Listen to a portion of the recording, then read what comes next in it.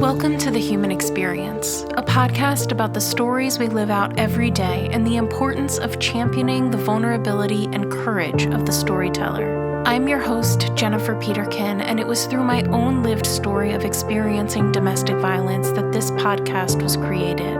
By traveling the globe and interviewing each guest in person, I am convinced now more than ever that stories have the power to change the world. You can join our community of storytellers by subscribing, leaving a rating and review, signing up for my newsletter, following me on Instagram, and more. Thank you for being here. In a world full of noise, to listen with intention is an act of resistance.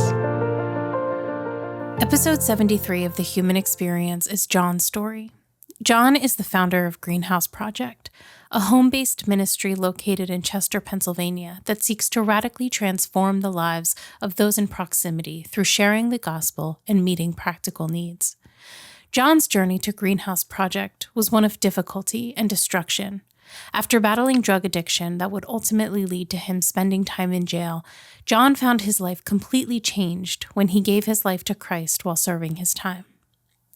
After jail, John would go on to receive help from an organization in Chester called City Team, where he would also end up working for a time before finding his true calling and purpose in Greenhouse Project.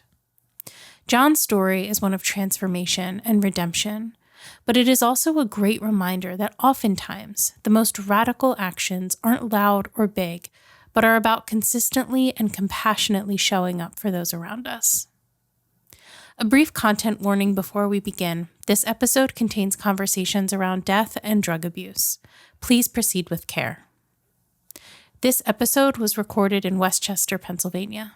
So, John. Yes. Thank you for being here. Thank you for having me. So we're in Pennsylvania. I'm back home from traveling, and you are located in Chester at the moment, and you've spent a lot of time in Chester, even prior to what you're doing currently, but you started a project called Greenhouse. So I would love to not pretend that I could explain that better than you can. So why don't you tell us what Greenhouse is? Well, at its most simplest terms, all we wanted to do was to buy a house and use our life and our family to share the gospel of Jesus Christ with people in our community. Yeah. And the metaphor for a greenhouse is really where we got the name from. That inside of a greenhouse is almost the perfect environment for things to grow and thrive. There's a perfect amount of light and heat. And if you water it and take care of things well, it helps facilitate the growth of things. And what we really believe is that people's lives really grow and thrive through the gospel of Jesus Christ when lives are radically transformed. And then they're in an environment of the church and born again believers and people that actually care about you becomes the perfect environment for people to grow and thrive. So, and I'll explain later how we actually picked the name. But the metaphor for Greenhouse is that what me and my wife did is we bought a $25,000 house that was completely destroyed. We would call it an abandonmenium. Wow. If you don't know what that is, that's an abandoned house that's all boarded up and jacked up, and people will go in there and sleep or do whatever interesting activities you can do with no heat or electricity or running water. And we rehabbed the house through a team of volunteers and donors. And the idea was to use that house as a ministry where we could share our lives with our community. And so it's the Greenhouse Project, yeah.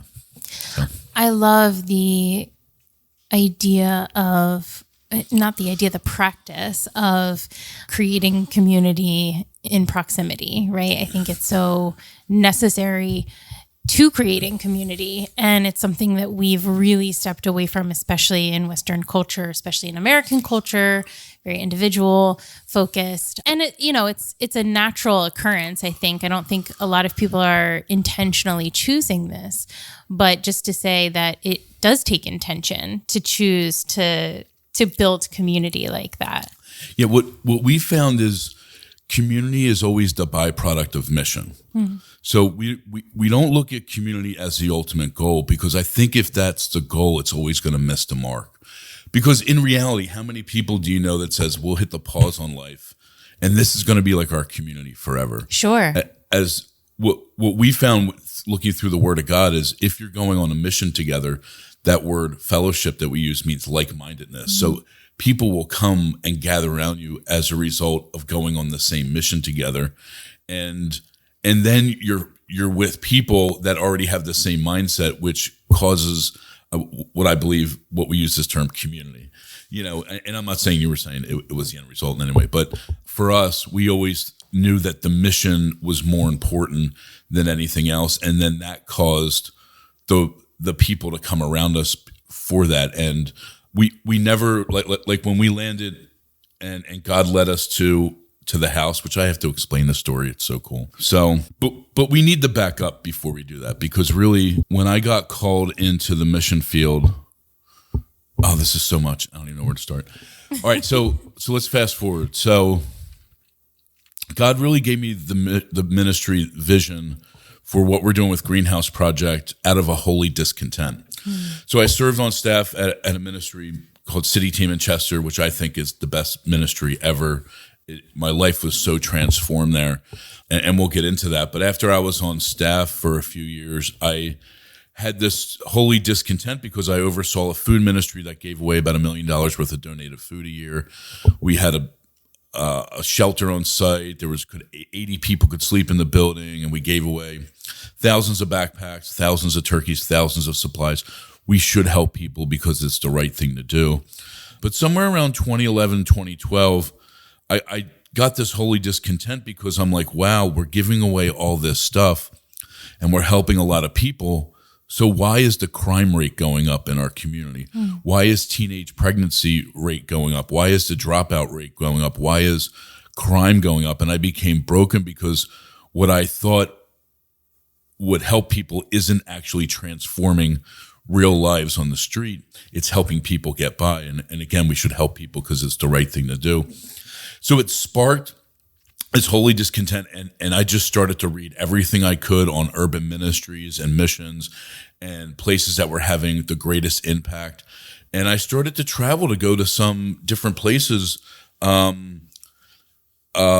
were doing amazing work. One of them was called the House on Beekman, which is a ministry in the Bronx where this born-again believer was going to, I think, NYU, and she was working in the city, and she became just really broken because of the challenges that were happening in her community. She left her job and bought a house, rented an apartment on the worst street in America, which was Beekman Street in the Bronx, and she moved in. And she used her life to build relationships with people. And I started to visit a lot of these things, and that sparked some transformation in our community. And I knew that as an individual, I couldn't reach 35,000 people. Like there's ministries that have and churches that have a wide net and they can do those things. So we started to look at what had the greatest impact. And the greatest impact is always going to be people building relationships with people. And we started to look at how Jesus lived life with people. Like he was known as a glutton and a wine bibber. Like, has anybody ever been accused of being those things for the right reasons? And the reason's obvious is because he was around people that most people never wanted to go around. Yeah. And we have this term incarnate ministries or people that just live where they live and they use their lives to serve. And I thought, wow, I can't reach 35,000 people, but I could live on a house and maybe influence a 1 or 2, 3 block radius around my house. And what would it look like to do that? But right around the time I joined a family called the Merediths. They're still the Merediths. David and Lisa Meredith, I met them. I got invited to speak at a youth event, maybe 2011, 2012. And Lisa Meredith was on staff at Calvary Chapel, Delaware County, leading this youth event. And I remember her sharing to the youth, she said, instead of coming to church looking for a boyfriend or girlfriend, you should look for a family to join. And that really hit home to me because at this point, I was in prison. We'll get into all that. I came out to the streets. I was homeless. I lived through this rescue mission.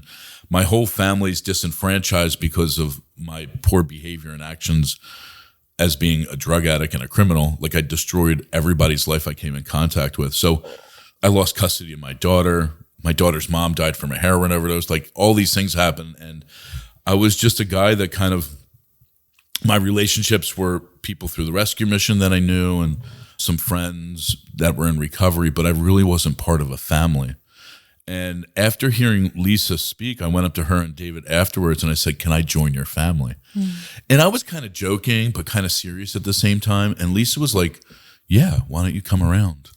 And it might have been Labor Day and 2011 or 2012. And she was like, "Just come around." I'm like, "Can I bring anything?" She's like, "No, just show up."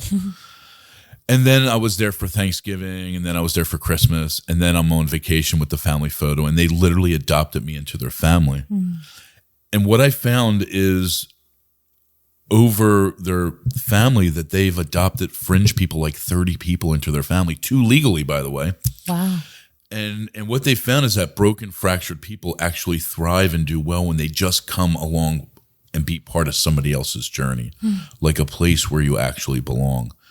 And this like changed my entire life at this point, because I was a ministry leader already, you know, I was pastoring and I would do all these events, but I would go home and sit by myself, you know, so I was really missing this family dynamic. And when I became part of the Meredith family, Lisa and David had this model of they just did ministry life with their family. So anything they did as a family. And they would have like the youth group stay there, and they would camp out in their backyard, and they would go serve together. And I was blown away by it, because it's really the first time from a home operation I saw the gospel operating. Because we talk about these things in church settings and we do one-time events and all those things are cool. But I actually saw a family live this out. Like, what was it like to be born-again believers, bringing people in from the outside community and just using this slogan, life is ministry and ministry is life. Like, there's no clock in, clock out.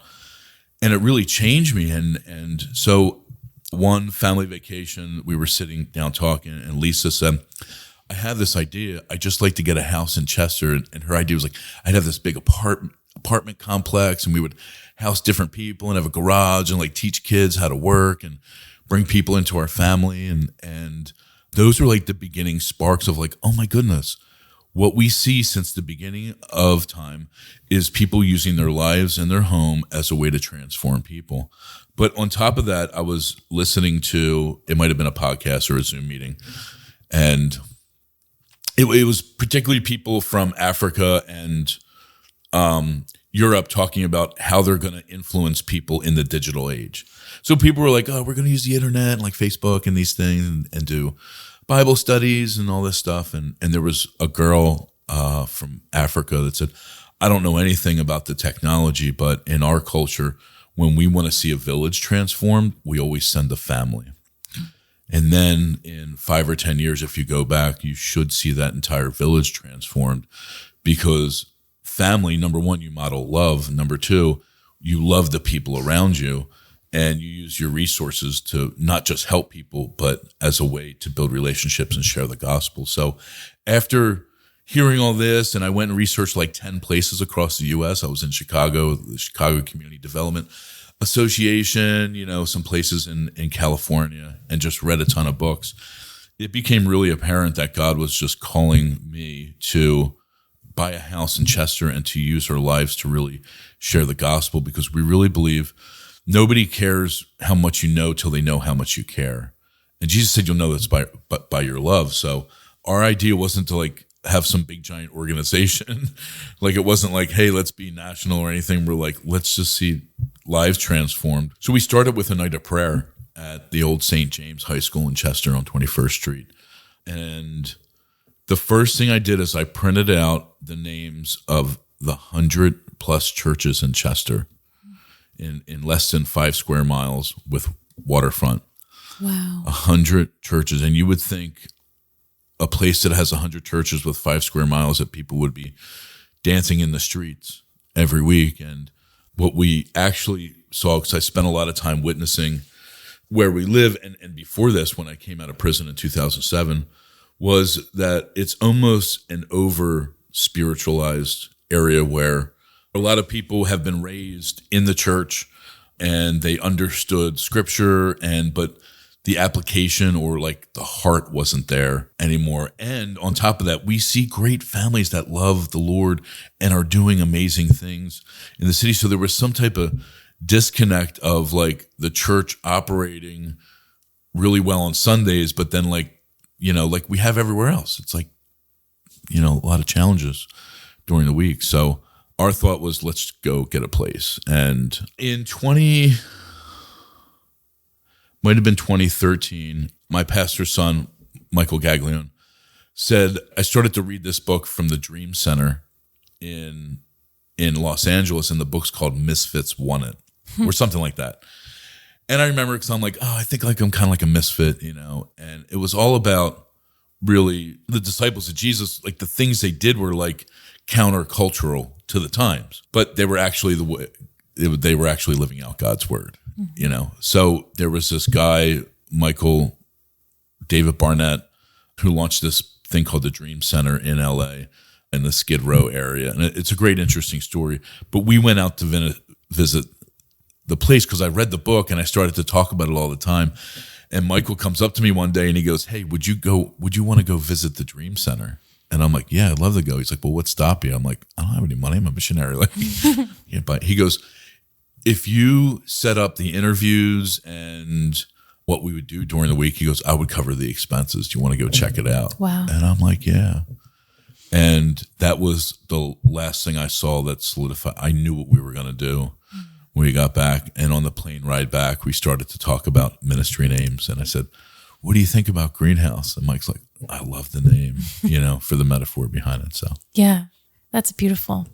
I think what you're doing is so beautiful. I love the illustration with the churches. I think it's very indicative of where we find ourselves in a lot of spaces, and just what does it mean to actually live out these values that we memorize, and we can get A's. I grew up in going to Christian school. I get an A on every Bible test, but am I living that out purposefully? Have you ever gone through like an evangelism class? No. Read a book on evangelism? Like a lot of churches offer these things. They're like, we're going to teach people how to do evangelism. And they do like a 6-week class. You come out or whatever it is. And then you're like, are we going to go out and do evangelism? You're like, yeah, we're going to go like one day and go do this. When you look into the Gospels, you see something different. Jesus didn't teach, like they didn't have a class, you know. But by the way, if you look in the Jewish and Hebrew culture, even today, they're not known as a people that are going out like recruiting people. Yeah. You know? So it was almost like protection at that time. And so I think we get education wrong in a few ways. One is it should always be doing first. And then what Jesus would do is he would have a lesson as a result of the successes, the challenges that would pop up along the way. And then it becomes real life. Yeah. You know, like I got exposed because of my background. So I have a lot of people talk to me about how do we do evangelism? What do we do with this? How do you do it in your life? Like I didn't know anything. Like I got saved in prison. I'm a convicted felon. I was raised Catholic. I didn't have an understanding of the Bible or this relationship with God. So when I got released from prison and I came to City Team, I met a pastor right away that was like, are you a born again believer? And I'm like, yeah. He's like, all right, great. I'm going to mentor you. By the way, we go out on Fridays and Saturdays and we go and share the gospel. And like day one, I'm just like, oh, this is just the way it is. So we just went out and just learned how to share the gospel on 69th Street and go into Philly and hand out tracts and learn to, we call it relational evangelism, to talk to people and ask them questions to kind of find out where they are in their faith. And that was my exposure from day one. Like I didn't know there was any other way. Yeah. You know, so I actually think I'm more blessed in that way because I didn't know that a lot of people talk about things and then like you're not actually living it out. Yeah. You know, so I think the value that we learn now and what we do with discipleship with our guides is we're always going to go and do, and then we're going to talk about it. Yeah. But there's so much to talk about too because I'm on the other side of life. I didn't get saved till I was 29 or 30 in prison, but I think the greatest gift that I see on the other side is like, I want my kids to be raised in the church, in a Christian school or homeschool where they're learning the values of what it's like to be a born again believer in Jesus Christ. So, yeah. Yeah, I mean, I can definitely speak on that end because I was raised in it, and but I think which I'm very grateful for, but I do think that there's especially when you get into multiple generations, there's a complacency that starts to happen, and it starts to become very rote and going through the motions. And I'll never forget, a few years ago, I read this thing. It was some devotional, and I don't remember who it was, which is terrible because I repeat it too often to not give credit. But it really kind of slapped me across the face, and it was earn the right to share. And I think that when you are wanting to influence people, but you're not willing to meet their practical or relational needs, you have no right to go up and just kind of, here, I'm going to drop this in your lap and then walk away. And I think there is so much beauty and growth that comes from not being worried about how many people you talked to, how many butts in seats kind of thing is happening, but more so, did this person feel loved? Did this person feel seen? Did this person feel known? Because that's how I show the love of God to somebody. So yeah, I mean, I think it's just the most important part of ministry. There's so many different levels, because at some point you may only have an interaction with somebody for 15 or 20 seconds. But you are right. Like, I ended up in Delaware County Prison, which is, I don't know, like a mile away from where we're at right now. Yeah, I don't think it's far. No, I mean, we're in Thornton, and the prison's literally in Thornton, I think. Is it the George W. Hill? Yeah, it's very close. How far away is that? Like, about 5 minutes. Okay. Yeah. Maybe a few miles away. Yeah. So when I ended up in prison in, it might have been like the fall of 2006. Not the first time. It was like the 5th, 10th time or whatever. But it was, I landed in prison with felony charges against me. Like, I was done. And when I actually ended up into a block, the way it works in prison is everybody gets put into a holding cell, and then there's different pods or blocks, and everybody goes into a central block because they have to classify everybody, and it just takes time to find out their background and what their charges are and how long they're going to be here. And then they put people in, however it is they work it out. I guess, they put people in that have similar charges or whatever, or how long they're going to be there. So it took a little bit before I got to an actual block where I was classified. But when I did, I just remember being angry because I just got this promotion at this hotel. Like, I was a drug addict, but I was kind of functioning, and I just got this promotion at a 4-diamond hotel. I was working as a professional chef. My dad literally moved me into an apartment and paid for it for like 3 months or whatever, and I never even stayed there one night. I lost all my possessions. I lost custody of my daughter, my job, anything I ever cared about, and my freedom was gone. And I was so angry. I was so angry, but I was like angry at everybody else, because it was everybody else's fault I was in prison, obviously. Sure. And I just remember being so angry, and I got into a few fights, and my mind was just shot out from drugs. But I remember there was one guy on the block, a guy named Jared Bush. Jared, I hope you listen to this. And Jared literally looked like Donovan McNabb. Oh, like wow. 6'4", 6'5", like the most athletic guy you could see. And I don't know if you remember, if anybody remembers, Donovan just had this smile on his face at like all times, which drove us Eagles fans nuts, by the way. Why are you smiling? But this guy, Jared, he was smiling. He literally looked like Donovan McNabb. He was happy. And nobody bothered him. And after me going through like the worst time of my life, in the worst place you can possibly be, kept watching this guy, and I'm like, why is he so happy? Like, I needed to know why this guy was so happy, and why does he have peace, and how is he not getting in fights? And after a few weeks of watching him, and he was like leading Bible studies, and I was so curious because he was so different from everybody else. I needed to know why, and I got up, mustered up enough faith to walk across the prison area, and I remember asking him, I'm like, why are you so happy? And he goes, I've been praying for you. And I'm like, me? Like, why would you care about me? Like, why would you pray for me? Like, nobody cares about me. And like, why would you pray for me? And he's like, I've been watching you and I've been praying for you. And he shared the greatest message I ever heard, that God left a perfect existence and sent his son to leave a perfect existence in heaven to come and be the creation that he created, to take what I deserved upon himself, to take God's wrath upon himself so I could receive his nature, his righteousness before God. So I gave my life to Jesus in a jail cell, and for the next 3 months or whatever it was before he got released, every day I was in like seminary classes with him, and he was teaching me the word of God. But to me, it was, he had something that I really so desired: peace and joy. It wasn't necessarily just being happy. Sure. Because you're in prison. Like, how can you have joy in like the worst place possible? But he was operating, and he took the time to walk me through from Genesis to Revelation. I mean, 3 months is a lot of time, 24 hours a day, because you don't have anything else to do and nowhere else to go. So he was teaching me to memorize names like Meshach, Shadrach, and Abednego. And I'm like, nobody's ever going to talk about these things. I never heard these things ever. And systematically started to teach me theology.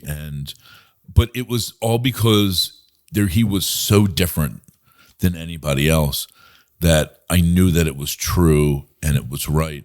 And fast forward a little bit, after I got saved, I knew I wanted to help people coming out of my same situation.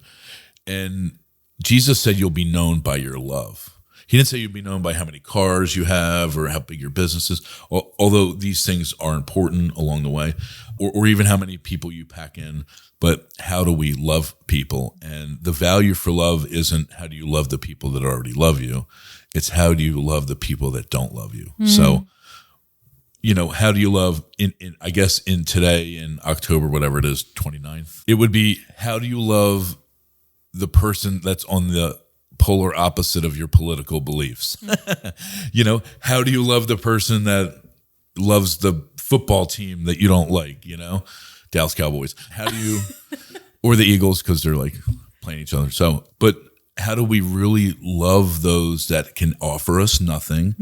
And what does that actually look like? And I think Jesus gives that perfect picture in Ephesians 5 when he tells a husband to lay down his life. That's how God demonstrates his love towards us, is while we're yet sinners, Christ died for us. So all of those things have been so impactful to me in my life, because I've seen that modeled from the people, the person that shared the gospel with me, to the people that came and mentored me when I was homeless. When I lived at City Team, I lived there for a year. When I came out of prison, I was homeless on the streets. But there were people that I couldn't offer anything to, that just came around me and loved and cared for me, not because I would give them anything. It was, as my mentor Charles said, when I asked him one day, I'm like, how do I ever repay you? He goes, I didn't do this for you to thank me. I did this so you would go out and help other people, go and share the gospel. So the motive becomes completely different when it's not about us, when it has everything to do with them. Yeah. I get in the worst trouble ever when I make everything about me. It is so horrible. Things derail, and you come back to a spot that you're like, this just has to be about other people. Fast forward, this is how we live our lives on a block. We live in Chester, Pennsylvania. It's one of the most difficult places with difficult cities in Pennsylvania.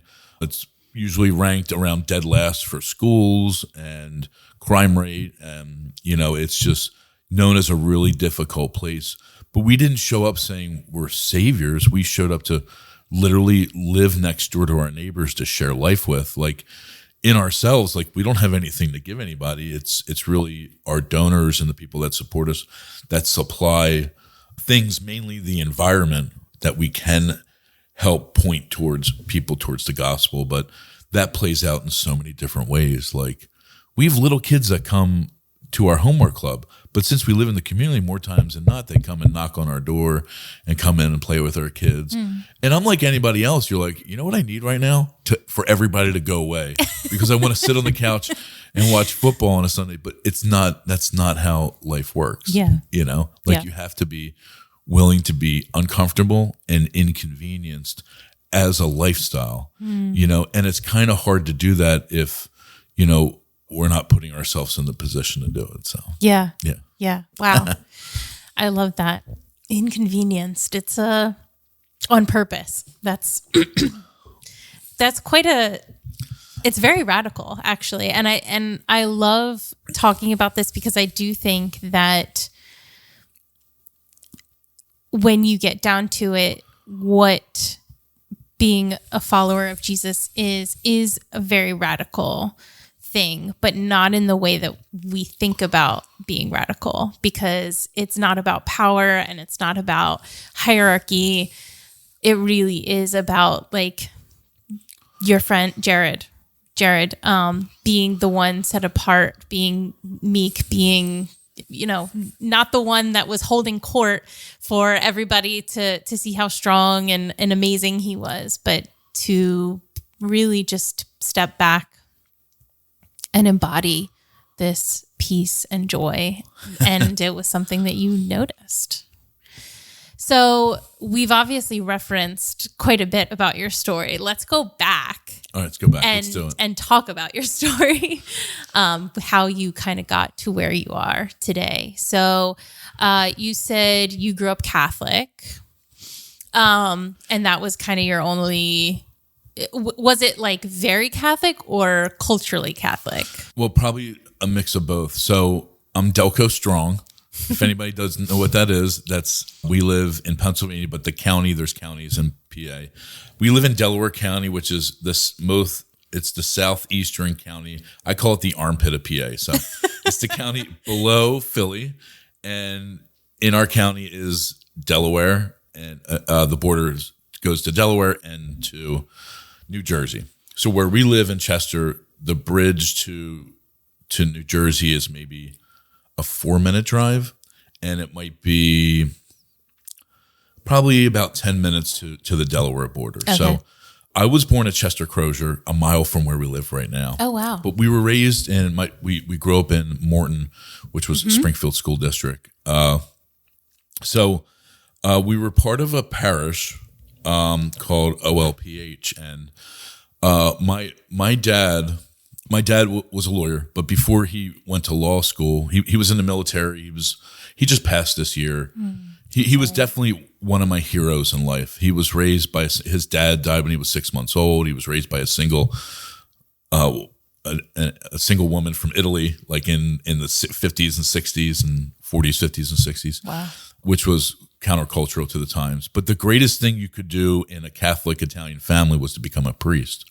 So my dad, who was, very educated, went to seminary after college. And so he was going to be a Catholic priest. And I think he spent like 2 years in seminary before they figured out like this wasn't for him, which triggered him to go to law school. So my dad always served in the church. And so we went to Catholic school. I was there for a few years. My older brother, my older sister, and me all went to Catholic school. We have a younger sister too. But growing up, we were the family that once a week we would go and clean the church, like wipe down pews and, clean up and do whatever. And my dad was a lector on Sunday. So, which means he usually spoke or read some of the liturgy that happened on Sundays. And then we did this thing called catechism, which is where you go to school on Monday, and then when you're done school, you go to another school after school on a Monday to learn Catholic traditions. And it's like so awesome, right? It's like the last thing any kid wants to do when you're done school. You're like, you know what we're going to do now? Go to more school. So that was kind of like us being raised in the church, but I don't ever remember knowing about a relationship. I think if I could summarize was I knew God was angry, and I just knew God was angry at me, but at the same time, I was exposed to God's law and what was right and what was wrong from an early age. Like I really value those things. I didn't learn a lot about love, or like we didn't read the scriptures, but my mom didn't go to church. So it was like my dad taking us. Oh, okay. And then eventually I think there was a certain time where I'm just like, I'm just not doing this anymore, and I'm out. So that was the kind of culture that I was raised in.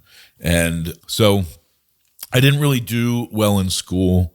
And I remember getting involved with partying and drinking and doing drugs and, like the 8th grade, 9th grade Wow. time frame. And I really didn't do well in school because I didn't apply myself. And I remember I got held back and I was like failing some grades. And it's kind of crazy because in elementary school, I was in gifted studies. And then like something happened where I'm just like total rebellion against everybody. To the point that I knew I was going to be held back and I wasn't going to graduate with my class. And around this time, I started working in restaurants. I started washing dishes. And to me, it was awesome because I was, as a young kid, 14, 15, 16 years old, I was around people that treated me like an adult. And I was just part of this team. And the restaurant industry is fast paced and you could eat things. And, and the guys in the kitchen were extremely crude and interesting is probably the most polite thing because I'd meet all sorts of people I never would have met before. So at some point I remember being like, wow, I want to do this. I want to cook and I want to be in this type of environment because you could sleep all day, work all night. And I started to party with these guys when I'm like 16, 17, 18 years old. Wow. I mean, to make matters, the guy that owned the restaurant that I worked at was a guy named Lou Sadek. And I don't mind dropping names, but he owned something called Lou Turks. All right. Okay. So to me, I kind of always liked gangster movies and I played drums. So I wanted to be a rock star. And to me, this was like the closest I was ever going to get working in this restaurant environment. And I met some really great people along the way. So I remember telling my parents, I said, listen, I'm not going to finish high school. If I drop out now, I can get my GED and go to culinary school. And they bought it. So, because they're like, there's no way this guy's going to, what am I going to be in school for like another 3 years? So I remember I got my GED and I remember telling my mom, I'm like, I think I'm just going to take a year off and do whatever I want. And my mom was like, oh, no, you're not. You are going to school and that's the end of this. So I went to the restaurant school in Philly and it's probably the first time I really exceeded, did really well, graduated with perfect attendance, never missed a day, really, really great grades. And I just started to work in the restaurant industry. But I quickly became hooked on drugs and alcohol. It wasn't like a few weeks or it was like a matter of months that I just got into this party phase and introduced into a bunch of drugs. And my life was just a downward spiral from the late 90s, and getting into the whole drug scene. Around the 90s is when these things called Oxycontin came out. And a lot of young guys in our neighborhood, we were doing a lot of partying and some guys got some pills and we started to take them, which quickly turned into a heroin addiction because you couldn't afford to buy these pills anymore. And the obvious progression is to start to spend time up in Kensington and Philly, not only buying pills, but then buying heroin because it's just a whole lot cheaper. So I remember I started to do more crime and I steal from my family and do everything I could to get drugs and lost my job. And I remember my parents were going to kick me out of the house and I was like, well, I'll go to rehab. I really need help. And they're like, great, go to rehab. And the first time I went to rehab was September 11th, 2001. What? I was planned already to go in the day before. And I remember waking up that day with my TV still being on because I was doing whatever all night long and seeing the crash into the World Trade Center and driving myself to rehab on that day. And I really didn't think I had a problem though. Like I knew I was bad. I knew I needed help, but I wasn't like everybody else, right? Like that's the metaphor everybody's, I'm not like that guy. Yeah. If I wanted to stop, I could. Oh yeah. Yeah. But I couldn't stop. And this thing just had a stranglehold on my life. But I would say from that day, 2001, really I had a hardcore 10 or 12 years of addiction, but that was the first time I actually went to get help where I realized I can't do this. And it just opened up a door of relapse cycle after relapse cycle of getting arrested, in and out of prison, methadone clinics, medications, psychiatrists, mental wards, you name it, I've been there. None of those things were enough to change my life. And in 2005, I ended up on a methadone clinic in Chester. If anybody doesn't know what methadone is, it's they call it medical assisted treatment, MAT, where it's drugs like methadone, Suboxone, medications that you would take that they would call opioid blockers, where you don't get sick, you don't have to go to the streets and steal, but you're just medically being managed. And the point on a clinic is you're supposed to do those meds and not do anything else, kind of stay clean, which never worked well for me, maybe for like a few weeks. But that's where I met my daughter's mom, Kathy, at a methadone clinic. And it was a great relationship right away because like I'm on drugs, she's on drugs, I'm on welfare, she's on, neither one of us are working. And you're like, let's have a relationship. This is so great.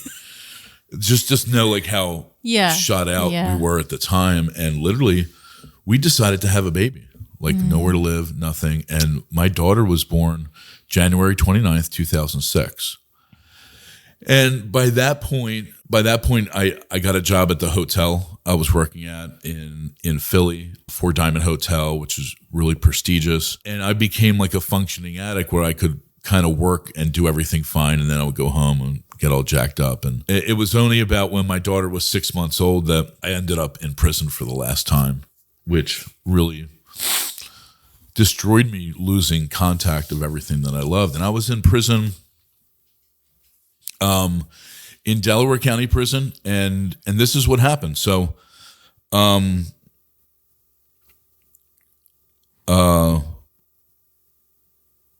Kathy at the time ended up going to rehab, and I had asked my sister to watch our daughter because I was going back and forth to work. And what I would do was on a Friday, I would get my check and I would have Kathy come and pick it up, and she would go cash it illegally, by the way. And then she would bring the money back, and then I would buy a bunch of drugs and go home. And then this one Friday night, she took my check. It was like $1,200, whatever, 2 weeks. And she never came back. She like took off with the money, which sent me into this crazy drug bender over the weekend. And just mentally, I was unstable. Like I had like a knife by the door. I was like, I wanted to kill her. But at the same time, like I called the cops to like report this crime against me. And the crime just happened to happen in Morton. Like I grew up where the Morton police station was. And they already knew me already. And so I had to call the police station to report this crime of somebody stealing my money. And they're like, well, you have to come in to fill out a report. And as a criminal, there's like one place you don't go is the police station. But I remember I was so out of my mind. Like Friday, I got this promotion, but that's when she took off with the money. And Monday, I was supposed to start this new job, but I knew that I had to go to the police station that Monday morning before I went to work to like report this. And even though I knew it was wrong, something in my gut told me that I had to go. And when I walked into the police station, they were like, get up against the wall, you're under arrest. I had this warrant from like a year before that I didn't know was still there because in my mind, everything magically went away. Apparently warrants don't. So I went to the police station to turn somebody in and I got arrested. Just to let you know how gone out of my mind was. I had like needles in my pocket, and like drug paraphernalia, and so I get arrested. And the warrant was from Philadelphia, so they were holding me waiting for Philadelphia County to come pick me up. Well, Philly's not coming to pick up anybody for drug possession, you know? So after they held me for a while, they're like, nobody's coming. We're going to just transport you out to media and process you there. And when I got to media, they searched my property. And as the police officer was searching my jacket, he was searching the fringe, and he got stabbed with a needle. So I didn't know over years that in my inside pocket in my leather jacket had a hole. So I would put crack pipes in there and whatever needles, and they were falling into the lining of my jacket. So as they went and searched my property, a police officer got stabbed with a needle I didn't have. Like when I got arrested the first time, and they're like, do you have anything? I'm like, yeah, I got this stuff here. Because they're like, if you have anything, it's going to be worse. So I got charged with aggravated assault with SBI with serious bodily injury in the first degree. It's a felony. It's an F1, which is a felony.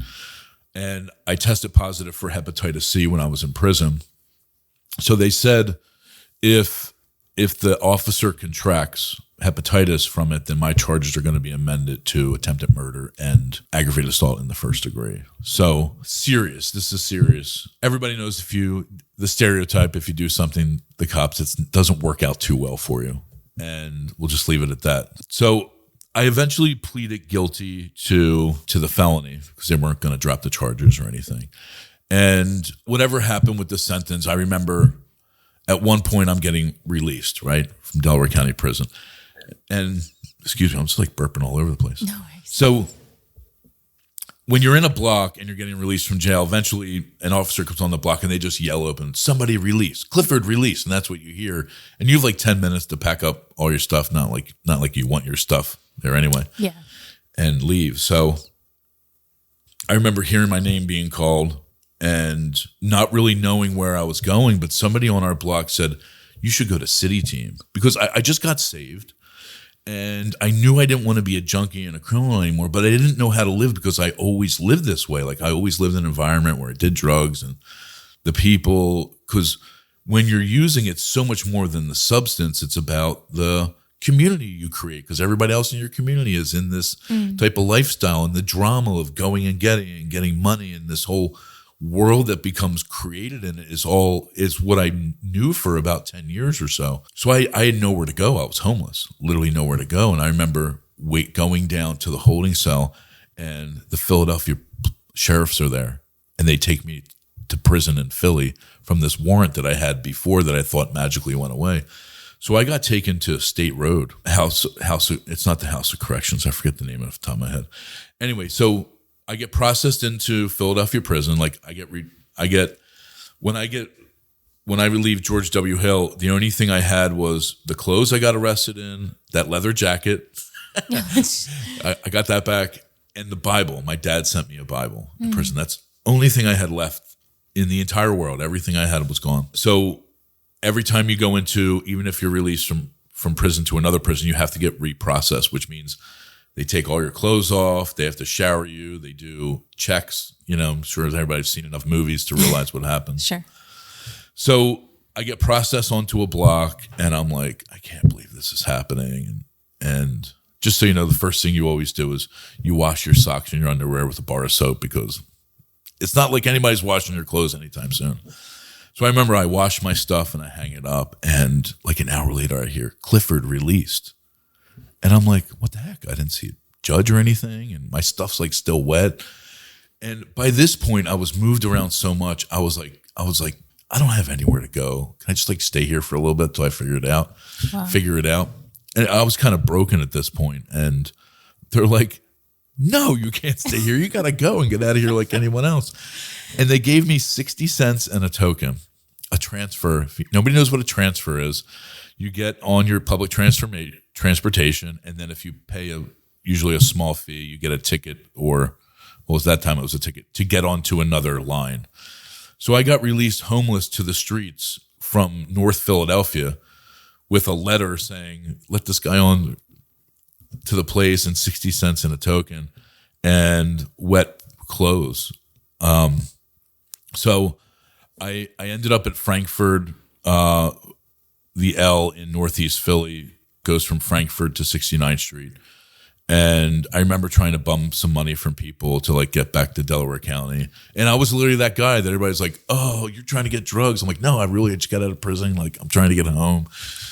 And I mustered up enough money to get down to 69th Street, and it was the middle of the night, and I didn't have anything. So I was like sleeping on the streets, and went over to Delaware County Hospital. And eventually the next day or 2 days later, I got enough money to get down to Chester and wandered in a City Team. And that was March 7th, 2007 was the day I checked into City Team that has a long-term discipleship program and a rescue mission, because I had nowhere to go. And that changed my entire life. I want to mention something real quick. So when I got checked into the Philadelphia prison system, and I was there 24, 48 hours, whatever it was. About 2 years later, a year and a half later, after I completed City Team's program and they brought me on staff as an intern, I knew God was calling me into the ministry, so I wanted to go to Bible college, but I had no money. And when I was in the program about 6 months, this is going to make sense in a minute, I got this thing in the mail saying that I was part of a class action lawsuit against the Philadelphia prison system because they were violating people's constitutional rights, how they were strip searching people coming into the prison. And I filled it out and sent it in and said, you're going to get like $20. If anybody's ever seen those things, you fill it out. So I did. And as I was getting ready to go to Bible college, I didn't have any money. And I think the first year tuition and books and like what I would need to like go back and forth, and I had to like get permission from from our probation officer to leave the state, was like about $1,200. And one day I open up and I get this check in the mail from this lawsuit for about $1,200. Wow. Just enough money to pay for the tuition and to pay for books and like to cover my transportation expenses back and forth. So I got paid to be in prison for $1,200 for about 2 months. So. Anyway, that's how I ended up down at City Team, and it was the beginning of my life transformation of what it was really like. Not just sobriety, was really walking and being a disciple of Jesus Christ. Like, I didn't know anything, and I'm not shy about sharing it. Like, when I was in prison, I had like pictures of naked girls on the top of my cell. And after I got saved, we were having like a Bible study in our cell. And I remember one of the guys was like, "Yo, what are you doing with these things?" I'm like, "Oh, it's like naked girls." And he goes, "You can't have those things." And I'm like, "Why?" Like, I didn't know anything about anything. And he's like, "You can't do this." And I was like, "Oh, I didn't know." And what I found is discipleship is spiritual parenting. Like, we need people that are willing to parent us to really let us know what's right and what's wrong outside of personal conviction. And God placed mentors and people in my life that didn't know me, but they were just willing to pour into me, from day one, people I would meet at church. And that's kind of how my entry level into Christianity came.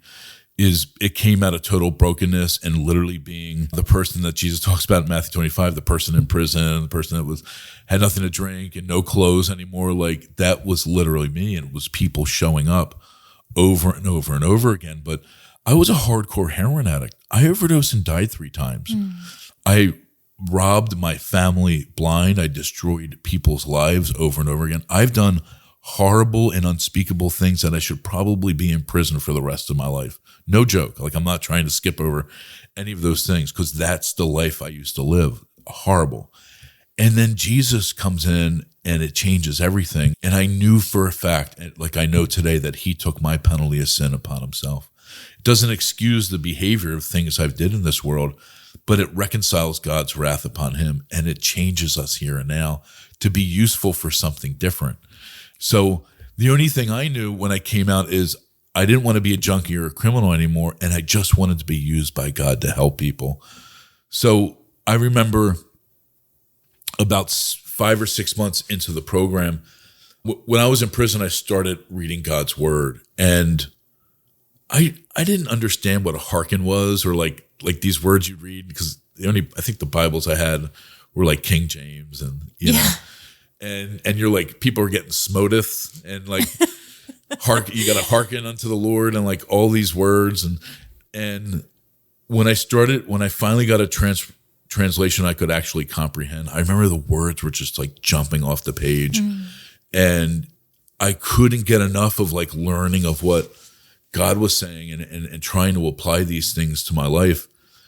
And I was in the cafeteria at City Team, and I was reading Galatians. And Galatians 5 starts off with liberty in Christ or freedom in Christ.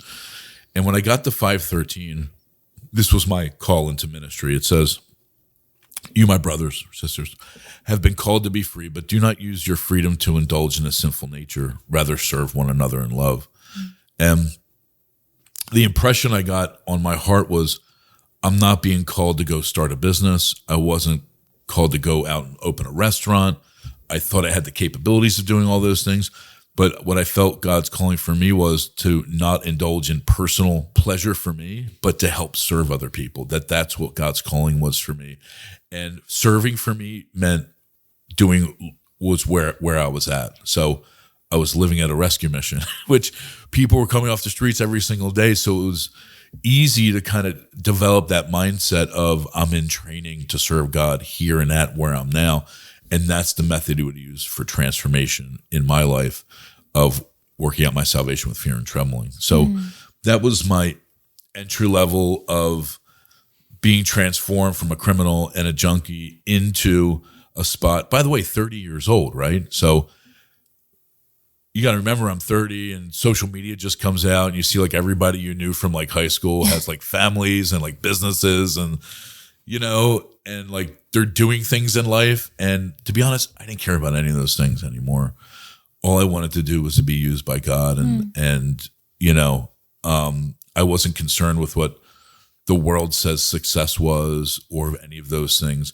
I just wanted to use my life as a witness for Jesus Christ and Him crucified. And it wasn't easy. It was extremely hard and difficult, but it was easy because I was walking with Him at that time, Yeah. So that's a little bit about who I am and the experiences I came through. Yeah. So. Yeah. One of the things that's running through my mind is the word justice. And I think that we can have a very punitive view of justice, retributive justice, or we can choose to have a reconciliation form of justice. And that's kind of what's going through my head as you're talking, because I do believe that justice can be reconciliation, and that, that is the model of Christ is true reconciliation with all creation. So what was it like to kind of walk that path of reconciliation? Because from when you got out to where you are now, you've mentioned your family, you've mentioned your friends.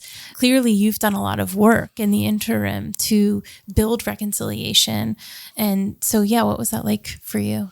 Well, I don't think it ever stops, right? Like, oh, sure, absolutely. You're still in that process. I mean, I'm married, you have little kids. There's, friction that happens in this world. Sure. And, I always remember from James, it says, God gives grace to the humble, but resists the proud. So I've learned being willing to confess my sins and to be, and to ask for forgiveness is a great place to be. I think people always want to help people. They say, I need help. I messed up. I did this.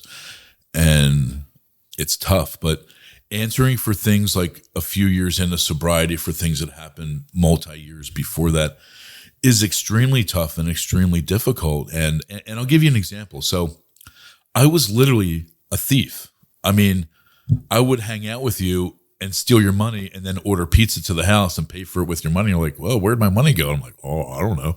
Like, and I wasn't a good criminal. I was like the worst criminal ever. So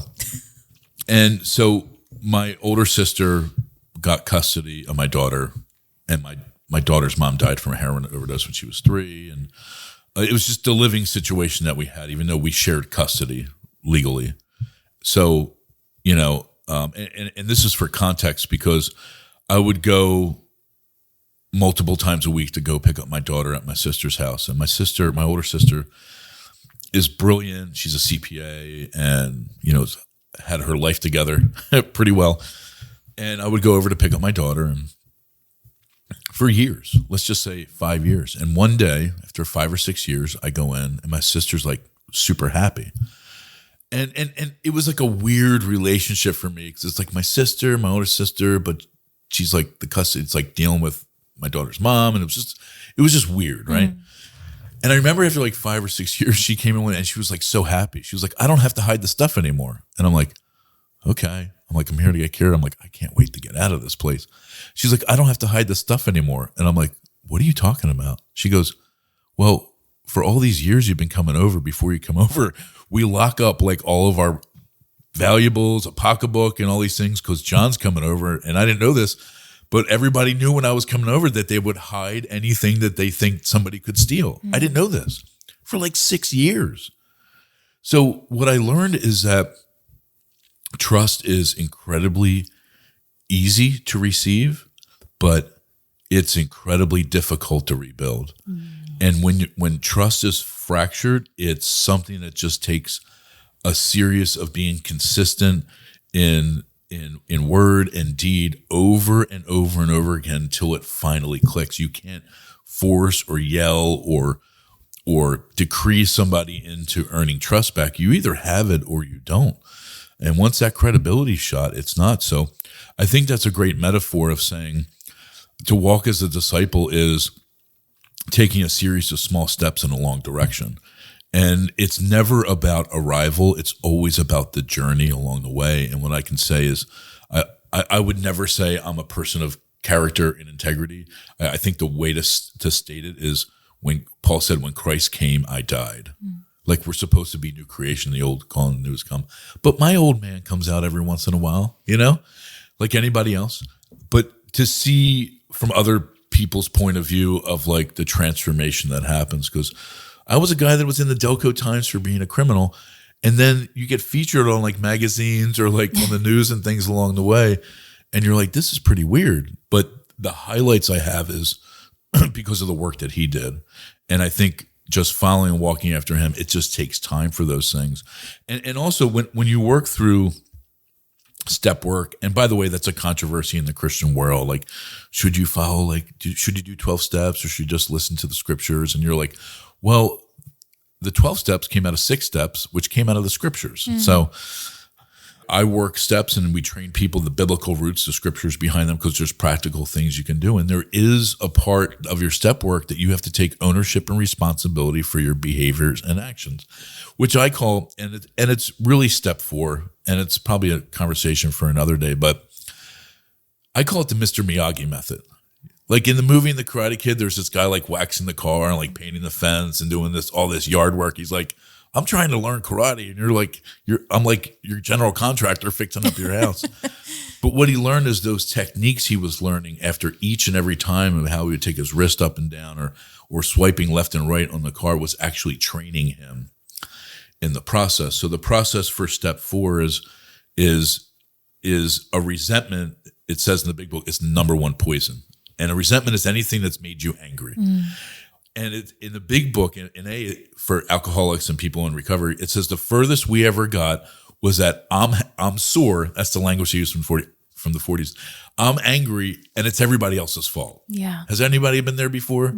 You're like, I got cut off in traffic. It's your fault. You know, this thing happened. It's your fault. The furthest we ever got is I'm angry, and it's somebody else's fault.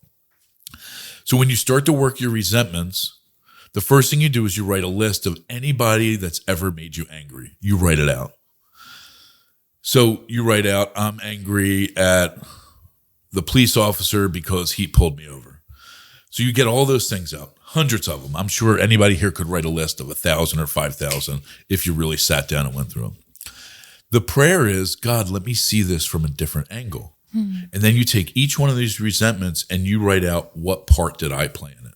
So what you're isolating each and every time is you're looking at a situation and you're learning to only identify your part, what you did. I got pulled over and I'm mad at the police officer. What part did you do? Well, I was speeding. Wait a second. It's his fault? And you identify each one of these things, and then it's more in depth, but when you get to your step 5, you take this list with another human and before God, James 5:16, and you literally confess what you've done to somebody else, and then they pray for you. And here's the prayer. As you're praying over your 4th step, you say, God, help me view that person who I'm angry at as a sick or injured friend. So what you learn is to, when things happen, to quickly take ownership for your responsibility and your behavior, and then for the other party involved is to pray for them as you would a sick or injured friend. Because what I've learned is most people aren't driving around and cutting you off saying, I'm cutting you off because, you know, I was injured as a kid and I got abused, so I'm angry at the world now. So what I'm going to do is drive around and yell at everybody. Most people just honk, cut you off, flip you the bird, and move on in life. Yeah. Our job is to say, wow, hurt people hurt other people. And it really changes the mindset of how we view other people, and then teaches us how to take ownership for our responsibility in our behavior. So these are like the lessons I learned early on in recovery that we teach now that really changes the mindset. And that all comes into a spot of taking responsibility for things that you've done.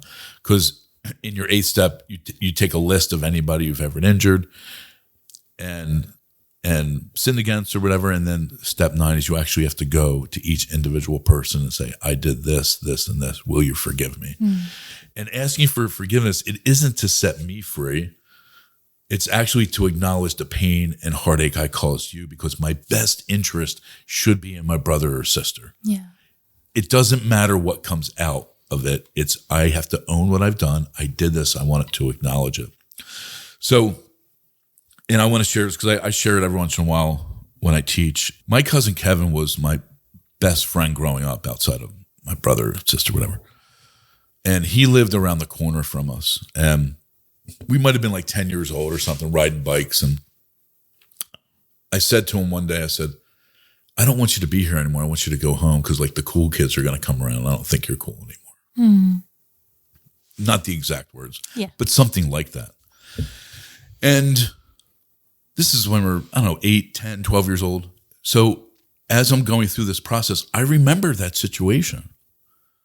And, I don't know, I'm like 35, and I call my cousin up, and it's like, Kevin, I need to apologize. This happened. He goes, I think about that like almost every single day. He goes, you have no idea how much trauma that caused me at that point all through high school. Like my self-esteem was shot, and like the damage that you caused to other people. And I had no idea because I was so selfish and self-centered that I had no idea the damage I caused to somebody else, especially the person I would have claimed was my best friend at the time. And we talked about it for a while, me and my cousin, and like to know that I can own something and recognize it and bring it to somebody was probably heart challenging and good for him to hear. So all these things come out of a life being reconciled and being transformed, of being wanting to do the things right, because scripture says if you're coming to the altar before God to do a sacrifice, but you've sinned against your brother, go make that right first. Go reconcile that relationship, because this is what God does. In Corinthians, it has a whole section that's called the ministry of reconciliation. Like, how beautiful is it when things get reconciled and fixed and restored? Only good things come out of that. And we've also learned that there are some situations that you just have to pray for, and it's not about a response from people. So those are humbling experiences. It's not like fun or exciting to walk through that, but it's really for somebody else's best interest, you know? And those are ones that have gone right. I can go on about the ones that really didn't, they've had some challenges. Sure. But that's a little bit of nugget of my life. Yeah. So. No, it's beautiful. I just love the emphasis on taking ownership. I think it's such an important piece of, honestly, again, living out the love of God. I think there is sometimes this bypassing of responsibility or ownership of things because everything kind of just gets glazed over as it's all okay because God, kind of covers everything. And while that's true, we really don't realize the damage that we do when we don't take ownership of ourselves and our actions, and we don't kind of look at what we're doing and see how it's affecting the people around us. So that's wonderful. So you go to City Team, you interned, that you started as an intern there. What was the progression? Did you graduate from intern to something else there? Yeah, so I was in the program for about a year, 53 weeks. Actually, I started March 7th, 2007 and graduated March 14th, 2008. But probably around that 6-month, 8-month mark, they always talked about an internship, and they did 6-month blocks of them where you would join staff. And I think you got like a stipend, very small stipend, and your commitment was to work like 20 hours a week. And they promised some education out of that. So immediately when I graduated, I already started the program. I got accepted into that. So the day of my graduation, it actually started. So there's always a weird transfer when you become like a client. You're like client one day, and then like the next day, you're like staff. Like an RA in college, you're like all of a sudden you're like the police. Like yesterday you were like a normal guy partying with us, and today you're like the police. So my mindset was always I wanted to serve and help out, and I wanted to serve in ministry. And I actually got hired to work during the program back at the hotel I was working at before, where I lost my job. Okay. They actually brought me back in. Wow. And so I was working for them part-time and about 20 hours a week. And I was doing this internship probably 40 hours a week. And I started to go to Bible college at the same time. Wow. So I was just really sold out for serving and helping. And I did that for 6 months, and you were able to do 2 back-to-back. So I did it about a year. And the director of the program, Dr. Rick Briggs, I thought that God was calling me to be a recovery director, a recovery assistant. That's where my heart was. And I was going to Bible college, and I would think at that point, I was like, I really want to. Rick had a doctorate of philosophy and Christian counseling. So I'm like, I'm going to be a Christian counselor. This is like what I'm called to do. And so I started to go to get my undergraduate work done in theology and biblical studies, whatever. So around the time my internship ended, this is 2009, by the way. So I graduated 2008. About a year later, 2009. If anybody remembers what happened in 2009, $13 trillion worth of assets in the world evaporated overnight from the housing market. So I don't know if you remember, like people were jumping out of buildings because their finances went away. Businesses closed down, banks shut down, churches closed, ministries put on hiring freezes, and we were always a donor-supported ministry like we are now with Greenhouse. So I remember going to Richard Williams, the regional vice president of the city team at that time, and I'm like, listen, I think God's calling me to work here. I don't want to get paid. Let me join staff. I'll raise my own support. Just let me keep what I raise. And this is the things I would do. And I handed him a sheet of all the things I was doing.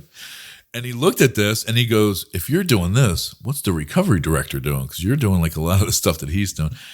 And you guys, everybody knows what it's like. Usually a lot of times bosses have no idea what is actually going on, So you're like, you think the job's this, but it's actually 100 more things that have to happen into this. And usually ministries, one job is usually like 3 in that. So he's like, John, we're on a hiring freeze right now. The whole world is like, there's nobody being hired right now. And I remember Rick said that they actually took a position away from City Team Chester. And he goes, there's never been a time where they've taken a position away and brought it back. This whole time I'm praying. And I developed, at this point, at that time, I had this crazy prayer relationship with God where I would spend hours at night, total darkness, praying to him. And God was teaching me to sing songs to him at night. It was such a wonderful time of relationship building, just being able to have this open communication with God. And I knew for a fact, that when people are saying God can't do this, I'm like, no, God's going to. And my internship ended. And about a month later, I got a call from Richard Williams. He said, John, I want you to come down and talk with me. So I'm like, what's this about? So I go down and meet with the big boss. And he goes, we're opening up a position. This is in 2009, after everybody said it couldn't happen, and him saying, we're not going to hire you, even if you are going to raise your own support. Because I'm like, I love serving so much. I'm like, I don't know if I have to pay you guys to do this. I would. I just knew that I knew God was calling me to be there. So he calls me and he goes, John, we're actually going to open up a ministry position. He's like, are you interested? And I'm like, heck yeah. I'm going to be the best assistant recovery director ever in the entire world. It's going to be awesome. And he goes, we're opening up a ministry position for food service. And I was like, this is the worst day of my entire life. Like I felt like I got punched in the gut. I was so sick. And I'm like, I want nothing to do with the restaurant industry. I've been working in there since I was 14. It was always a catalyst for me getting into trouble and my life jacked up. I don't want to do these things anymore. All I want to do is help people. And obviously I smiled when he said it. I'm like, oh, this is great. I'll pray about it and I'll let you guys know. And I remember being so confused, thinking like, God, why would you let me do this? And then it hit me like, God's like, the impression I got in my heart was, I've been training you to do this your entire life. You've been to culinary school. You've worked in the industry. You've managed this program for 2 years to be in a position that you can use this catalyst food, not only to help people coming off the street, like, or we call them our guests, but these are people that have no food, but to minister to the people along the way.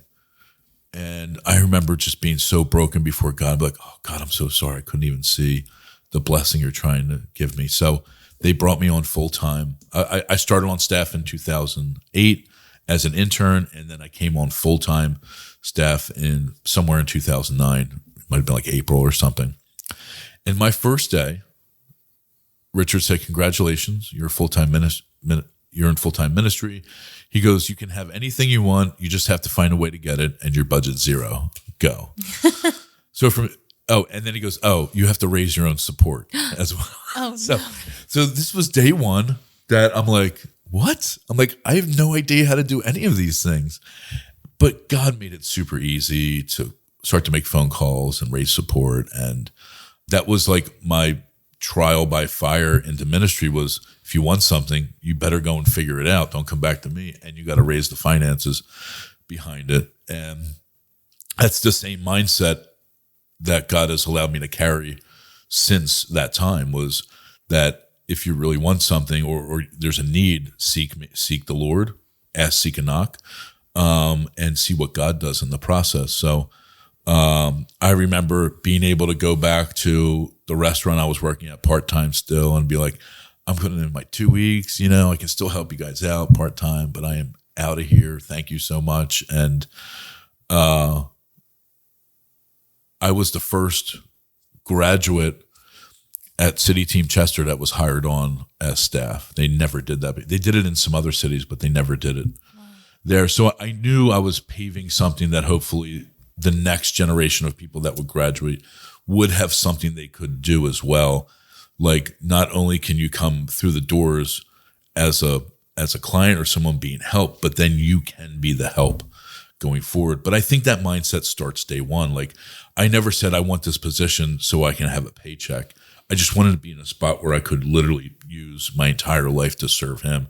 And that was the beginning years of all that. So that's kind of how that opened up and panned out. And it's extremely difficult to really walk in. I think when you take a position at a rescue mission, there is no way you're doing it for the money, because there's not enough money that can like satisfy someone's needs. But on the other side, like the challenges that you face, especially during that time, it's not like we were trained for. Like, do you know how much trauma you take on when you minister to people coming in that are going through homelessness, drug addiction, sexual abuse, crime? Like, trauma meets trauma, and you take all these things on yourself. So, there wasn't a whole lot of training for me that we went through. It was kind of like, go. And so I had to learn over the years on what it means to retreat and to learn and to get books and sit with mentors to kind of navigate the internal turmoil I was having at the time. It was great, helped out a lot of people. But you take a lot of those things on, as you know, in life as well. Sure. It's a reality. Yeah, absolutely. I just really love it must have been such a healing practice and not obviously not right away, but to be back in the industry where there was so much trauma, to then have it turned around and used to be the mission, part of your mission, part of serving. There must have been a lot of healing in being able to reframe that kind of part of your life. So, Greenhouse Project, I would like to kind of get into a little bit of the minutia there. What do you day to day do? What's going on? I mean, I know it's community, but what does that look like? Yeah, so I probably should have started with this. If you want to check us out, ghproject.org. We'll link to it in the show notes and everything, so don't you worry. Go check out our website. There's a lot of cool videos. And so we bought this house, and this is kind of backstory behind it. We bought a house in 2018, a dilapidated house, $25,000, renovated it. And the same month that we closed on the house, I got married. So it was October 19th. We got married 2018. A few weeks before that, we closed on the house. So within that first year of being married and renovating the property and starting to build like the bylaws and the legal stuff that has to happen behind that, we also moved 3 times and my wife got pregnant. So we launched a new ministry. We kind of, and I'll talk about it in a minute, I was on staff at CC Delco at the time. So in 2017, I left City Team, and Pastor Bob Gaglione brought me on staff to give me the time to be able to launch Greenhouse and serve in the church community as a pastor. So fast forward a year later, We moved into the house, I think, sometime in November of 2019, and Emily was very pregnant. And first thing we did is we started meeting for church out of the house. I think that first Sunday in December, like we started to have people over for fellowship. Every other Saturday, we had some type of outreach for the community. If we were going door to door praying for people or evangelism, we started community cleanups. But our son Max was born December 31st, 2019, our tax break baby, we call him. But then 3 months later, everybody knows what happens in 2020. COVID hit. And for us, it just gave us more opportunity to live in our community, but to be able to build relationships. So I don't know what it's like where everybody else lives, but in our community, nobody trusts the police or the government anyway. So everybody was just kind of outside almost all day, every day, talking with each other because everybody got so bored of sitting inside that we started to build some really good relationships with people in our community and hear from them. And there was, this is a fancy way of me saying that the programs that we launched was in response to what our community was saying. So there was a woman who still walks in our community 2 or 3 times a day. And she used to say, we would sit on the front stoop with Max, and every day she would walk by and would talk for a few minutes. And she would always say the same thing because there was trash on the streets. People just throw trash out. And she goes, I really wish our streets looked like Springfield or Swarthmore where there was no trash anywhere. And she would say it all the time. So one day I was like, hey, what if we did a community cleanup, And she was like, I would really like that. And we started to rally up some neighbors. So we started to launch a community cleanup twice a year. We reach out to Optinacre Trash, plug for Optinacre. They donate the dumpsters to us, and we round up volunteers, and we go out in our community to clean up trash. Not that we're doing something for the community, but we're actually raising up people in the community. We just happen to facilitate being able to get the supplies to be able to do that. Another neighbor across the street, a lady, Kim, has 4 kids. She had 3 at the time. Was like, our kids could really use some tutoring. And she goes, to be honest, they're with us all day, every day because of COVID. It would be cool if there was a place we could take them to do, activities. So we were like, well, education's at our heart. So why don't we start a little homework club with some kids in the community where we could do homework with them and some activities and introduce them to the gospel of Jesus Christ. So we launched that. There was a local, still there, recovery house that popped up. And it's a guy that actually graduated City Team programs who knew me. And they didn't really have a whole lot of support. I mean, they had the houses, but I was like, well, what if I did free counseling to your guys and some case management? So these things were just things that popped up in our community that we started to do. And then our goal when we launched wasn't to really necessarily give away stuff, because we thought there's already great ministries and organizations in the city that you can go to get food, clothing, and all of these things. We want to highlight people that are doing that well. Our ministry was about building relationships with people so we could share life together and influence people and their families to follow Jesus. That was the whole idea for it, because we go through the same challenges as anybody else does. We live in the same community with our kids. So if there's a shooting or a fire or trauma that happens, we live it out with everybody else. So there was a woman on our block that said, hey, there was a grandmom who got custody of her grandkids and they don't have any money. She doesn't have any food. Do you think you guys could help them get some food? So I'm like, yeah. A friend of mine has this ministry, Small Things in Philly. So we started to do food for like Thanksgiving and Christmas. And then my friend goes to me, he goes, why don't you guys just pick up every week? And I'm like, I don't want to do a food outreach. And we had more people asking us, hey, could you get us some support? And I'm like, all right, we'll do this once a week thing where we'll go pick up food. Like we rent a box truck and we go and pick up, and we raise the money to do that. And what we found is we don't have a food outreach to end hunger. It actually, the best thing that comes out of this is we get to meet with our neighbors every single week. So we found out that a lot of our neighbors don't actually know each other. They would see people in passing, but because of this food outreach, our neighbors would come out and spend like an hour or two talking with each other and learning about each other while they're waiting for this truck to come, and we share coffee. And We get to just build relationships with people and meet people from a few blocks away that we normally wouldn't see. We would call that a watering hole in evangelism where people gather, right? So it becomes a gathering spot. Also, when people are receiving food, it's just one of those things that helps lower a little bit of an expense. Like we have places that donate paper supplies sometimes. We get a few pallets of those things that might have toilet paper or paper towels, and they help lower people's expenses, and they get access to fresh food that's like really, really good. It's not like leftover stuff from the grocery store.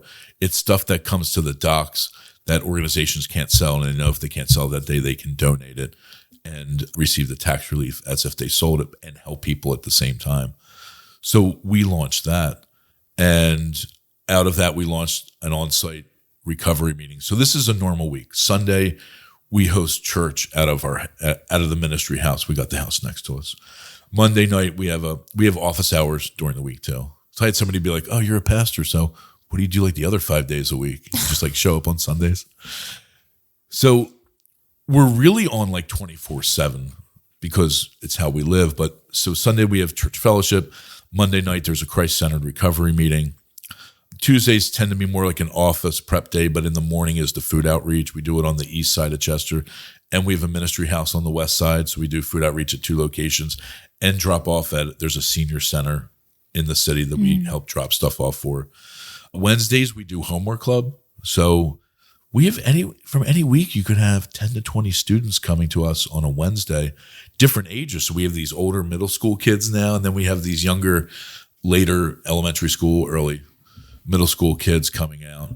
And Wednesday evening, we have a discipleship Bible study we call Family Dinner at our discipleship house. That's usually like, let's slow down and walk through the Sunday message and go a little bit deeper in a study. And Thursday is a prep day for the rest of the week if we're doing an outreach on Saturday or, prep that takes for during the week. So it's really, really crazy now when you start to staff. We raise our own support. We don't have any fundraisers. Most places, I guess, when they start ministries, they're like, we're going to have this big fundraiser every year, like a banquet, and everybody will come. And we thought from the beginning, and I don't even mind sharing this, I sat in a room and saw the amount of flyers that everybody sends out. Like everybody from a ministry sends a flyer coming to their banquet around this time of the year. Mm-hmm. So when we started, the prayer I had between me and God was, I'm like, God, if you're going to launch something, you have to be able to run it, because a board member challenged me. They're like, do you want to be a full-time fundraiser or do you want to help people on the streets? And I'm like, I want to help people on the streets. So we believe if God's going to guide, God's going to be the one that provides the finances to do it, because I'm not going to solicit people. And I'm not saying I don't know what anybody else does, but soliciting really means prostitution if you look what it is. And so I wasn't going to go and manipulate people to give more money so we can get more things. We just believe God would provide everything we needed. And from the beginning, Greenhouse Project's a debt-free ministry, and we raise the money before we spend it. So what we do is we send out letters and biweekly emails of keeping people interested. And then we'll ask people that support us to give at specific times of the year. The end of the year seems to be the time we raise most of our funds for the entire year. But we do a smaller one where we send letters out in the springtime to raise funds to cover our food outreach. It costs us about $60,000 a year to do our food outreach. And towards the end of the year is where we usually do our asks in a letter or an email or a video. Your parents are actually featured in this year's I heard donor video. And I have a clip of it. I'll show you when we're done. Okay. a pre-thing. So I have people that get with me all the time saying you need to hire a professional development team, and that's what ministries usually do. But I think if I don't want to be involved in a big machine that's really what and maybe it sounds like I'm speaking against these things, and maybe I just should say I am, because I've been around the ministry world enough to know that there's programs that people can say, I can find out how much you earn and where you give to other charities, and find out what you could actually give to us. And we're going to ask those people to go out and meet with them. And I'm like, I don't want to be involved in any of those things. We're going to petition God, ask our neighbors to give. I've sat down with one person, but I've never sat down with anybody and said, can you give a specific number? Never once. We've asked people, would you give at the level you were giving before? And we always try to position the discussion, would you support us, but would you get before God and, allow God to convict you on what to give? And probably the worst fundraising method ever is to not do any fundraisers. We've done dinners at our house and things like that, but we want to know at the end of the day and look back and say, look at what God did, not look at what a great team of manipulators did along the way. And so that's been our mindset, to be able to cover our expenses. And I think we raise about $400,000 a year. Wow. And that covers our ministry expenses. We own 3 properties outright that have to be maintained and covered, and programs. We have 2 full-time staff, which is me and Pastor Donnie, and a few part-time people that might work like 4 or 6, like my wife probably serves about 4 hours a week, a few part-time people, and then a ton of volunteers that serve. So most of our funding goes into our programs, and I think it's like 80% of our finances gets put into programs, and it might be like 13% admin, and maybe, I might be off on this, but 7 to 9% is actually put into fundraising expenses, which is letters and videos and things like that. So we really want to make sure that this is a ministry led by God, for God, and helping people in the streets. And we publish a report I brought to you that's on our website that gives a accounting of our finances and our outcomes, our statistics of all those things. But I really listened to that advice that one of our board members gave early on was, do we want to be professional fundraisers, or do we want to help people in the streets? And I want to make sure I get to spend most of my time with people outside that. So there's a big change from serving in a ministry versus launching and leading a ministry. Sure. And from an they would call this inside baseball. Like, it's even tough to be someone's pastor and their boss, plus the guy that serves next to them. So I think God has brought a great team of people around us, a great team of supporters, to really be able to impact. And if I could share one highlight, so over the summer, we do a lot of outreach, so community cleanups, evangelism, things like this. Over the summer, the first year we did Homework Club, we didn't have any events over the summer. So when we came back into the fall, we're like, we don't have any kids. We still had to go door to door. So we're like, we need to do something next summer to keep the kids engaged. So we're like, what if we hosted some community barbecues? We shut down the street, food, fellowship, some games, some activities, and we can use it as a way to meet new people, sign them up for Homework Club, and some other things that we did. So we've done that the past few years. This year, we had to cancel one for the weather, but the event in July, we had like 350 people come out. Oh. And at the end, we always do like church outside, a message, worship, a message. And like 30, like these middle school, high school kids stayed around to hear the gospel of Jesus Christ, and 9 kids got baptized. Mm. And they gave their life to Jesus. And then that first Sunday, we look out and they all came to church. They just walked, like no parents, no aunts, uncles, just these younger kids coming to hear the gospel of Jesus Christ and to be engaged in activities. And you're like, this is the reason why we're here, to impact lives and to really share. But it's more than that, because we get to live with people all year round and navigate things during the week and answer questions. There's a lot of churches in our neighborhood that the people might only come out on. This is not a bash, but they're only there on Sundays for a few hours and then they're gone. So there's no connection. But we really get to build relationships with people and navigate the other things that come up. Like, I got in a fight with a guy from school, or this person's saying something about me. Like, those real things that happen, we get to navigate those things with the community. So we absolutely love it. Yeah. It's cool. That's amazing. And your wife is amazing too. She's a rock star.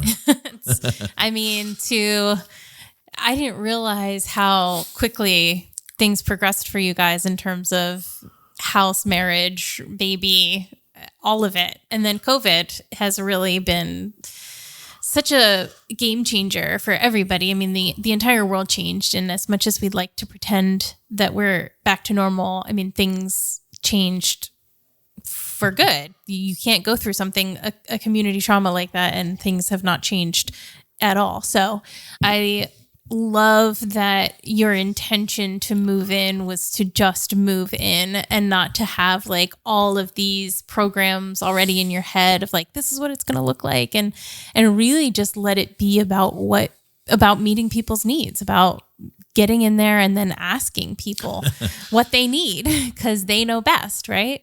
And as counterintuitive as it sounds, that's not the way a lot of ministry is done. Nobody cares how much you know till they know how much you care. And that was one of the foundational phrases. We just wanted to build relationships and not have like an us versus them or these people can give out stuff, because that's not even us anyway, So when Emily came out to the first Bible study that we had for Greenhouse. Okay. I think somebody gave like an announcement at church or something that Greenhouse is launching this Bible study. Pastor John's doing this thing. And my wife, really passionate about education and missions, she went on a few trips to Kenya. She went to the Bronx, the house on Beekman, the place I was talking about. And so when we had our Bible study, I remember she walked in the door and I was like, oh my goodness, who is this? Why is she at her study? And the first time we hung out, because we were talking about this in the study, like we knew God was calling us to buy a house. And what I did at some point is I looked up the crime map in Chester, which it has, if you ever look up a crime map, the worst areas are dark purple. And Chester had, at that time, 5 areas that were dark purple. And I already knew where they were, but I'm like, I want to drive around these neighborhoods specifically and pray maybe God will open up the house. Because I've been driving around for years through the city and people have been sending me Zillow ads, being like, this could be your house. And I had this dream for this 3-story red brick house years before, and I couldn't find it. So I remember saying, do you want to drive around and look at some houses? And we did. And we met at Starbucks in Brookhaven, which was new to that area at the time, 2017. And something happened that week. There's a bodega up the street from us. There was a shooting. And I started really praying about East 23rd Street. So we met for coffee. This is the first 5 minutes that we ever hung out, just me and her. And we got coffee. And I said, I think we should go to 23rd Street. And she goes, that's odd. I was coming to tell you that God told me we should go to 23rd Street. And I was like, no way. So we get in my car and we drive down, and our street's a one-way street. We're driving down 352 in Brookhaven into Chester, and we make a left on East 23rd. And as we made a left, I turned to her. I said, I'm looking for a 3-story red brick house that I had this dream. And she immediately said, as long as it has a red door. When we stopped at the first stop sign, we looked to the left. It's a 3-story red brick house with a red door. And we were like, this is the first 5 minutes we ever hung out. And I was like, what the heck is this? So we pulled over and we just started to pray. And my prayer was, God, if you would give us this corner, we would dedicate our lives and our ministry to this space and this place. And I think early on, the idea was, what if we had a house in each one of these areas, which is a lot more difficult than it sounds, by the way. You're like, just get a house and do conversation for another day. But so we would come back to that area and pray. And there was 2 houses that are connected, 42 and 44. So we would pray, and I'm like, well, we must be called to live in this 44 house because it's on the corner with the red door and the 3 brick, and this is where God led us. And as me and Emily were talking and praying, there was just weird connections that would happen. Like in the morning, I'm like walking by my bookshelf. I'm like, I think I should take a picture and send this to her. I'm like, no, that's weird. I'm not going to do that. And then I get a text from later on. Were you supposed to send me like a picture of a book? Like, or we'd have like the same verse and share it at like almost this. There was just these things that just kept popping up that you were just like, you can't make this stuff up. So I searched Facebook out and found out the guy that owned this house because it was boarded up on the corner. Both of these houses were boarded up. And I reached out to the guy. I'm like, do you want to sell the house? And he's like, no. He goes, I'm actually going to rent it out. I can rent it for Section 8 for $1,500 a month. And first of all, I don't have $1,500 to spend for housing now. I didn't have anywhere near that then. I had a 2-bedroom condo at the time, So I'm like, well, I guess God's calling us to go there. And I made arrangements for my condo. I rented it out to someone else and moved into a friend's guest house. And the guy said, well, I'll have it ready in a few months and you can move in. I'm like, I guess I'm called to rent it. I don't know, but I guess we'll figure it out. And a few months later, the guy's like, it's not ready. And a few months later, it wasn't ready. So finally, I was like, well, what about the house next to it? That's abandoned too. And a realtor friend of ours sent a letter to the guy that owned that house, and he came back. He's like, yeah, we'd sell it for $25,000. Wow. So Calvary Chapel, Delaware County actually put up the $25,000 to buy the house in lieu that we would raise the rest of the finances and start everything out of there. So we moved into 42, the house next to it. But that 44 house sat abandoned. And I guess we bought in 2018, moved in 2019, and we bought the house next to us in 2021. So we would take care of the property and cut the grass, and eventually the guy wasn't able to do the work, and we, made an agreement on a price to do it. And so in 2021, we moved our offices into the 44 house. And here's why. So when we started the ministry out of our house, it was too much. We had a little kid. We had people meeting during the week, which means we had to get ready because staff would come over at 9 a.m. out of our house, and we set up some offices in the basement, and we just had a lot of activity going on. We just needed more space. So I was doing I had my office on the 3rd floor. So, you have to walk through people's bedrooms to get to the kids. It wasn't the way it should be. And so when God opened up the opportunity to move next door, we put the offices there, which means we could have more ministry opportunities. And out of that, we launched our recovery meeting on site, counseling, and was able to do where we're at now. And now we're on the other side that we have to do a renovation to the building and probably look for another meeting spot. But those are all good challenges to have. Yeah. That's awesome. So that's a normal week. Yeah, right. Just the idea of just staying open to anything, and we were talking before we started the episode about, the idea in your head of how something's going to go and how wildly different it usually ends up being. And if you're so stuck on what something should be or should look like, or you really miss opportunities. And so, your ability, your and Emily's ability to stay flexible and to just stay quiet and listening and pursuing, I just think it's a beautiful thing that has led you to where you are now. So if you've listened to the show, you would know that I ask everybody one question at the end of each episode, which is, through the lens of your experience, what does compassion mean to you? Well, compassion is from a Latin word to mean suffer with. This is in one of our greenhouse videos. I know. Yeah. And so I'm not a real compassionate person. Just from who I am, in my experience. But I've learned more about, especially getting saved and going through my experience of being homeless and on the streets. I've really learned to love other people because of how people loved me. Mm-hmm. It's kind of like the opposite way. And I've also read Brené Brown's book on vulnerability and watched her podcast on how that really equals courage to people.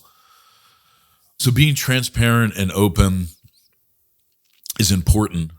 And this is a long way for me to say this. So when one of the worst experiences I've ever had in my entire life was when you're homeless on the streets and you're like asking people for help, whatever.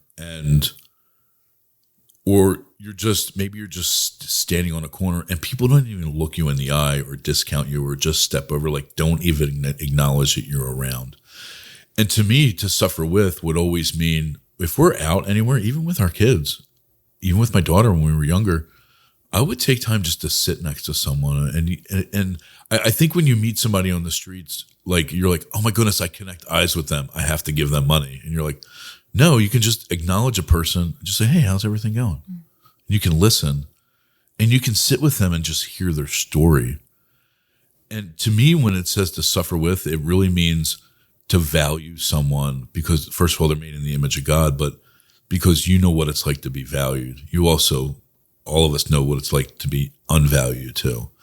So when I get to suffer with somebody and to have compassion, I get to sit with them and bring myself to their level. And the Apostle Paul says we should always esteem others higher than ourselves for this reason, that I can literally sit with somebody and hear their story and try to put myself in their shoes to feel and identify actually what's going on from their situation. To me, that's what compassion really means, to understand, to hear, to listen, and to feel what's going on in spite of what you could do or what you can't do. I think being able to identify and to actually take the time and energy to put yourself in someone else's shoes, because I think we use busyness as a ploy to say, I can't care about anybody else. So for me, that's really important because I know what it's like to be discounted as a human. I also know the power of what happens when someone values you or passes compassion unto you. Plus, if we have the opportunity to do something, like if I have bread and my brother's hungry or something, I should be willing to do that with someone else. And we have some rules as we do this on the streets. I always tell people we don't hand out money unless the Holy Spirit convicts you, because there's a time when helping can hurt. But always making sure somebody's warm, water, and food in their belly. So if I meet somebody on the streets, I'll walk them to buy something to eat. I usually don't give people money or, I don't know if anybody's ever been driving home from a restaurant, you have like food in the back, and somebody's on the corner and be like, can I have food? It's like, give them your stuff. Mm-hmm. So to me, that's what compassion is to really suffer with and to care about someone else's needs over yours. And isn't that what love is anyway? Like when I'm so sold out and in love with somebody, I only want what's in their best interest in spite of what could happen out of it. Mm-hmm. So I think that's a great question to end everything with. Yeah. It doesn't necessarily have to be about giving, although it's probably a result of something, but it's more of a connection with somebody, and to really know that they're valued from my point of view. Yeah.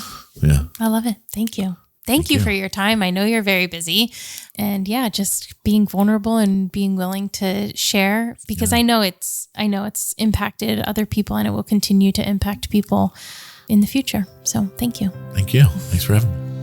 Thank you for listening to The Human Experience. If you enjoyed this episode and you'd like to help support the podcast, please subscribe, share it with your friends and family, share it on social media, and rate and review it on Apple Podcasts and Spotify. You can also support the podcast financially by going to my website, thehxpod.com, linked in the show notes, and clicking on Donate. It takes a lot of time and resources to create this podcast, so every little bit helps. Everyone has a story, and I'd love to hear yours. So be sure to check out the show notes for more information about how to stay in touch. Do good and love well.